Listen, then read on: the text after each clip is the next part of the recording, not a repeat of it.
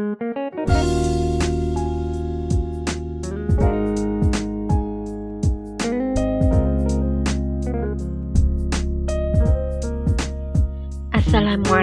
warahmatullahi wabarakatuh.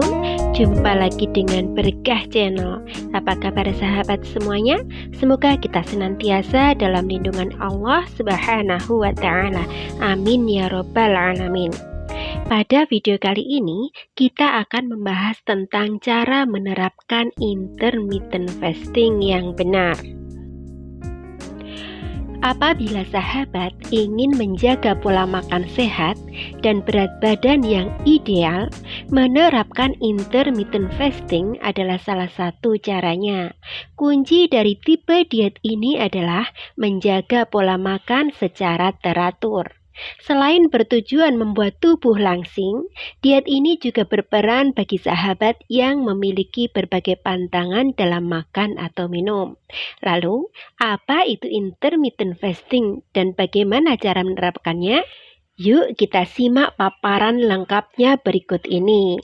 Intermittent fasting adalah pengaturan pola makan dengan cara berpuasa, yaitu menggunakan jeda waktu untuk bisa mengkonsumsi makanan. Umumnya dilakukan dalam waktu 16 jam berpuasa dan 8 jam untuk mengkonsumsi makanan. Perumpamaan ini seperti kita yang tidak terbiasa dengan sarapan pagi. Jadi, kita berhenti mengkonsumsi makanan pada malam hari, lalu akan dilanjut pada jam makan siang. Namun, kita tetap mengkonsumsi hidrasi dari air mineral atau teh dan kopi tanpa gula. Intermittent fasting biasanya digunakan sebagai metode yang mudah untuk menurunkan berat badan ideal karena beberapa keunggulan, yaitu diantaranya yang pertama, tidak perlu menyiapkan makanan khusus dengan harga yang mahal.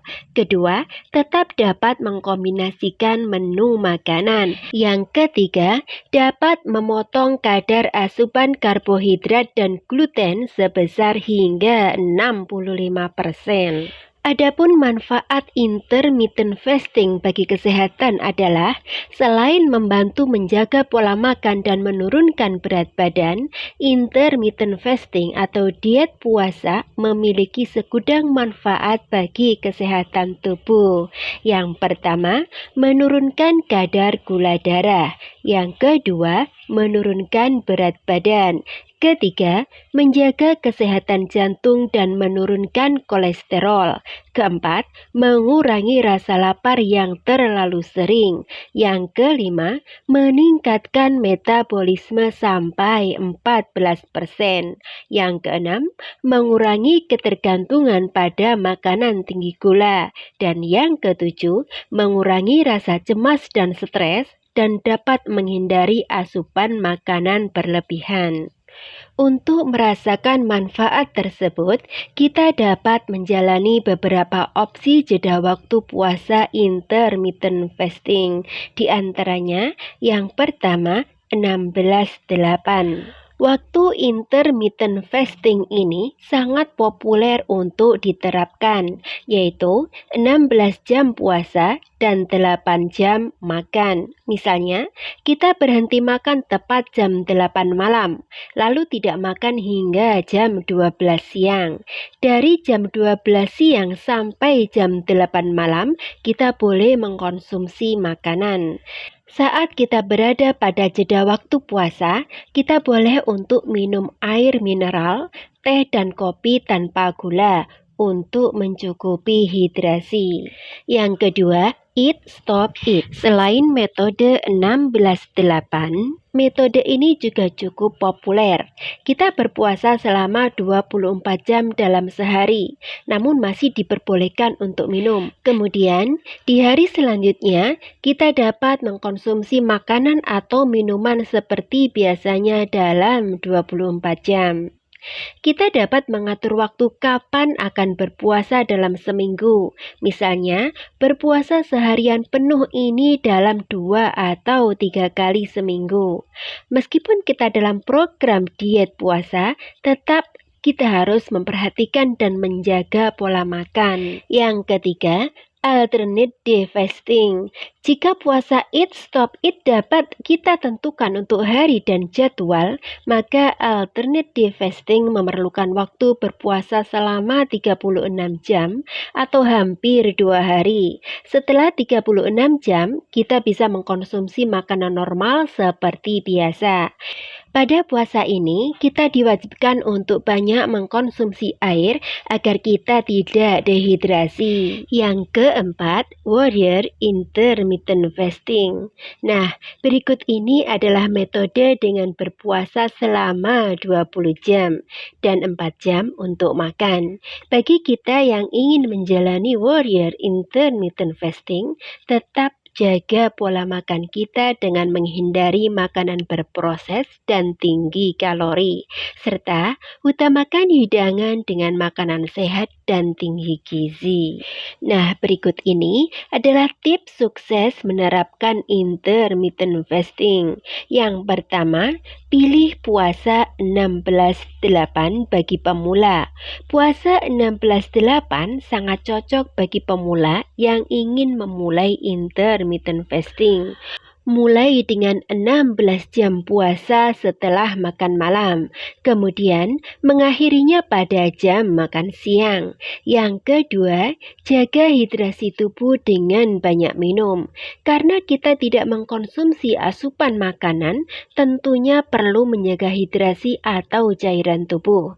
Maka dari itu, kita bisa minum banyak air mineral atau minuman non-kalori seperti teh atau kopi.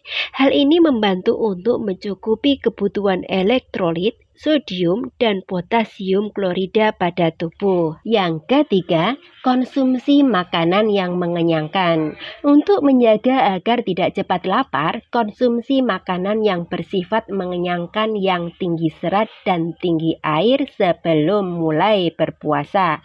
Seperti buah-buahan, kita bisa mengkonsumsi anggur, melon, semangka, dan sayur-sayuran. Yang keempat, gunakan bumbu alami. Bumbu dan rempah alami sebaiknya kita gunakan dalam masakan untuk mengurangi rasa lapar. Karena bumbu alami tidak berkalori, misalnya bawang putih, cuka, dan rempah-rempah lainnya. Yang kelima, memilih makanan padat gizi. Selain menjaga tubuh kita agar kenyang lebih lama, makanan yang tinggi serat dan kaya vitamin serta mineral membuat kita tidak kekurangan gizi. Di samping itu, fungsi dari makanan dengan gizi seimbang tentunya untuk menjaga kadar gula darah. Yang keenam, tetap santai dan rileks. Intermittent fasting yang dapat dibilang sukses artinya jika kita sangat menikmati diet puasa dengan tidak terlalu memikirkan makanan. Kita tetap menjalani hari dengan santai dengan mengelola aktivitas dengan menghindari kegiatan atau olahraga berat. Dan yang perlu kita tahu juga adalah apakah intermittent fasting berbahaya? Berpuasa dengan intermittent fasting tidak berbahaya, asalkan kita dapat menyesuaikan diet puasa dengan kondisi tubuh dan kesehatan. Intermittent fasting tidak disarankan untuk orang-orang yang berada dalam kondisi berikut. Yang pertama, anak balita dalam masa tumbuh kembang. Yang kedua, ibu hamil dan menyusui. Yang ketiga, atlet dengan program latihan tertentu. Selain itu, intermittent fasting juga tidak disarankan untuk orang yang memiliki penyakit berikut ini. Yang pertama, diabetes tipe 1 dan 2. Hal ini dikarenakan penderita diabetes tidak boleh meninggalkan makan. Meninggalkan jadwal makan akan berpengaruh pada kadar gula darah. Yang kedua, penderita gangguan makan, contoh anoreksia dan bulimia. Yang ketiga, asam urat. Yang keempat, hipoglikemia. Satu hal yang harus kita perhatikan sebelum menjalani diet apapun adalah berkonsultasi dengan dokter spesialis gizi. Kenapa? Untuk mengetahui jenis diet yang sesuai dan makanan yang harus dikonsumsi sesuai dengan kondisi kita. Nah, demikianlah pembahasan tentang intermittent fasting.